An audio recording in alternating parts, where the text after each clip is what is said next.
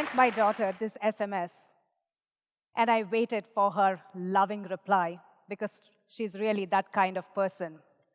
2 minutes later, very loving, yes? I'm surprised you know what that means. And well, I don't blame her. All my life, I'd worked with acronyms like FYI, BTW, FWIW, and over the recent past, it graduated to LOL, XOXO, and suddenly I found that in professional communication, the O started dropping. And I realized that it must be because kisses are not as appropriate to send as hugs, so I learned about XX. But if you look at the recent few months, weeks, days, these things are coming at us from everywhere. RAD, SMH, BRB, oh my God. I want to do a quick poll here to see how into popular culture this crowd is. Let's see, RAD. Who knows what RAD is? All right. So RAD is about radical. She's so rad. He's so rad. Yeah, that's RAD. Let's take the four-letter one. NSFW. Anyone? Okay. I'm telling you, not safe for work. So these aren't even, conversations with children. These are conversations at work. And they're getting visual, and they're getting animated. And you look at this and you say, okay, no, not me. It's the children, it's the teenagers. I took a look at my communication at work with my team, my leaders. And in my communication, I found me sending this shark that says, killing it. I have the minions, someone sending me the minions doing the marathon. And, just a happy guy being happy. This is seeping into my vocabulary. And I learned this from my children. I learned from Ashna how to make an iMovie, my daughter. And since then, I've been making movies on the home side, and I've been making movies for work. Here's a video where I spoke about what our goals are for the quarter through a video. We'll play an excerpt.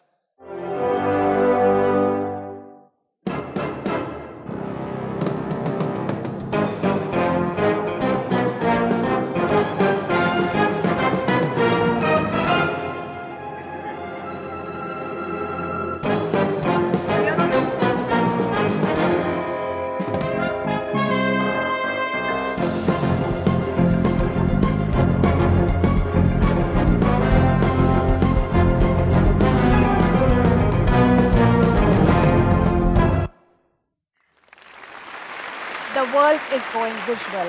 Emojis, stickers, photos, videos, 3D. I got introduced to the world of 3D through my daughter, younger one, through Minecraft. And now I have a diamond sword, a diamond boot, and our next goal together is for me to get a diamond vest, and also we're going to create a Minecraft server so that we can play in each other's worlds, even when we are traveling. We see this broadly across the platform. It started with text, it went to photos, videos. Today, over 4 billion video views daily on the platform, and over 75% of them on mobile. As we look out at the future, we'll think about this world of virtual reality and augmented reality. The impact of this is seen in unexpected ways. One of my most favorite stories comes from Pallavi Gupta, the founder of the Mast Kalandar fast food chain. She told me, she said, Kirthiga, I have to tell you, many of my cooks, they don't know how to read, they don't know how to write, but they know how to use the phone, and they know how to use social media. It was a paradigm that was shattered for me. I asked her, how's that possible? What are they doing? She sent me their profile pages. A lot of the communication was visual. Photos of their children, places that they were at, videos. Visual, the power of visual. We'll take a look at some of them. Watch this. My favorite one. The world is going visual, and it's my children that teach me where the world is going, help me internalize it, and get me on that bandwagon. They stretch me in so many different ways. They are destroying my definitions of what parenting means, what it means to be an individual, professional, a life partner, and all of the other roles that I have the privilege to play. I went to their school and I told their teachers, we really have to focus on handwriting. And they told me, our focus is on what they write, not the how. Anyone remember sitting with these 3-line notebooks and working on your handwriting for many, many hours? And now they tell me we are focusing on the what they write, not the how. I've heard that this move to de-emphasize spellings because, after all, these children are going to have spell check at their fingertips. And I shudder to think what's going to happen to this whole spelling bee ecosystem in our country. But then I step back, and I think about the fact that while I have beautiful handwriting, I think back to how much have I really used this in the last few years other than scribbles on my whiteboard. I look at them wanting to spend time at places like code.org, Khan Academy, and I think about my beautiful handwriting that I don't use. And the conclusion that I reach, that I learn from them, is the importance of learning, unlearning, relearning. If there is one thing that we can inculcate in ourselves and in our children, it is this cycle. It helps me push my own boundaries.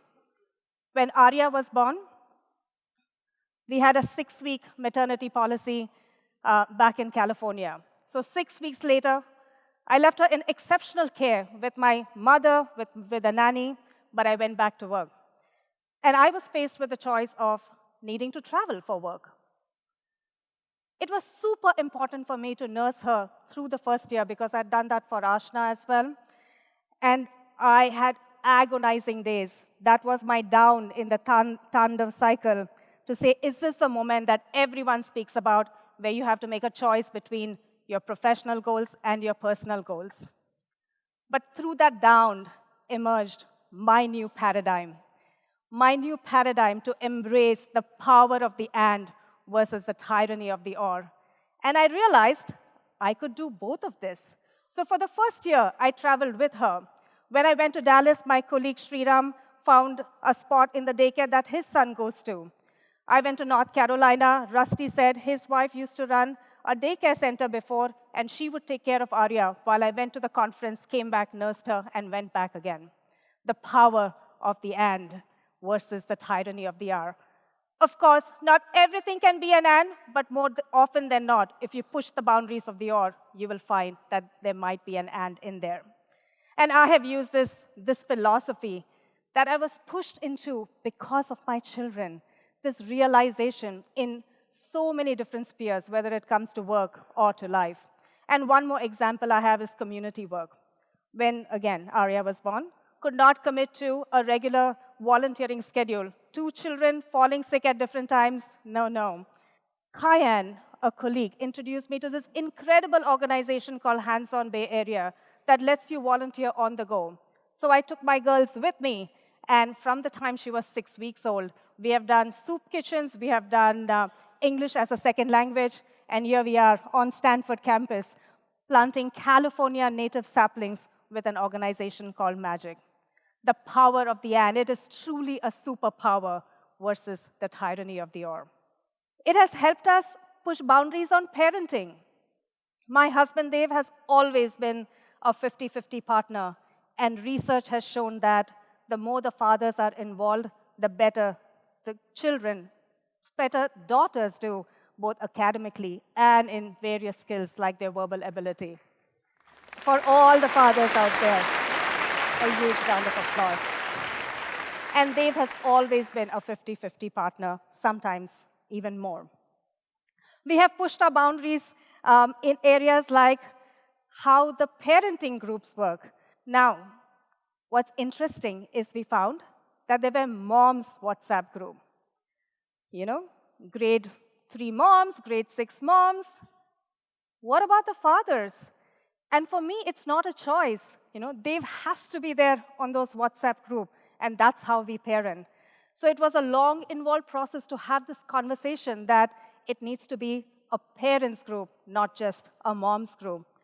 So as we think about all of what we do for women to lean in, which is really important given the numbers. We also need to think about what is it that we are doing for the fathers to really play that role of being an equal parent. And for all of the fathers who are involved, again, a huge round of applause for all of the parents. I am so encouraged when I see moves like those from Flipkart, where they not only have a longer maternity policy, but also have a paternity policy. And I really look forward to seeing more and more of that. If we step back from these individual examples and see how the impact adds up across the globe, I want to take us to Egypt and play a video. A video which shows that there is a culture there where the mother's name is not spoken. Let's take a look.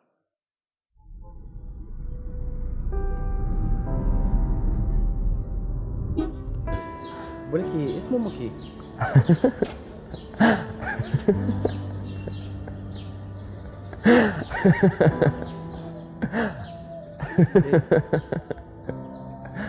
ضروري؟ ليه؟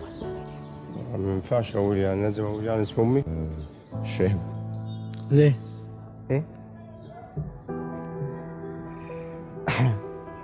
او لازم يعني؟ وفي ناس تبقى ما بتحبش تقول اسم والدتها خالص.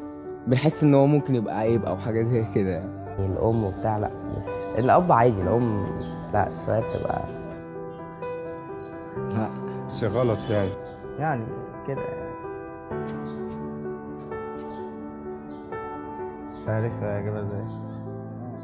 يعني كان واحد مثلا لو حد عرف اسم ام الواحد يقعد يعيط وهو صغير.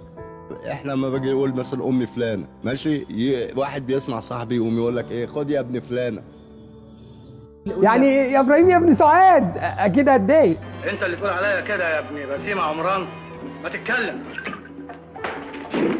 الرجاله في مصر ما بيحبوش يعرفوا الناس اسم امهم وبيتكسفوا يقولوه، لدرجه ان اسم الام بقى مصدر تريقه وهزار تقيل.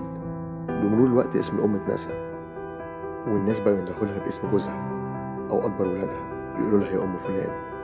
النهارده يوم كل واحد فينا عاوز يعمل حاجه حلوه للام. النهارده عيد الام، قول لها شكرا بهديه صغيره ورجع لها اسمها. غير صوره بروفايلك وحط اسم والدتك بدلها، وخلي الدنيا كلها تعرف اسمها، اسم اللي ضحت طول عمرها عشان خاطرك. منى، نجاة، صفاء، عواطف، إيمان، تيسير. هناء.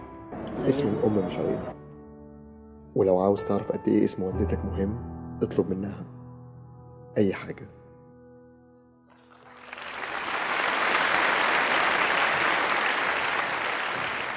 Globally, the pace in which deep-rooted paradigms are being questioned, destroyed, and new ones are being created is simply accelerating, thanks to technology, thanks to mobile, thanks to connectivity. At a personal level, my energy, my MC² comes from my children. They have helped me just destroy definitions of what it means to parent, what it means to be an individual, a professional, a life partner, and all of the other roles that I play. So to them, I say XOXO, and now we got to GTG, TTYL. All right, let's take a bow.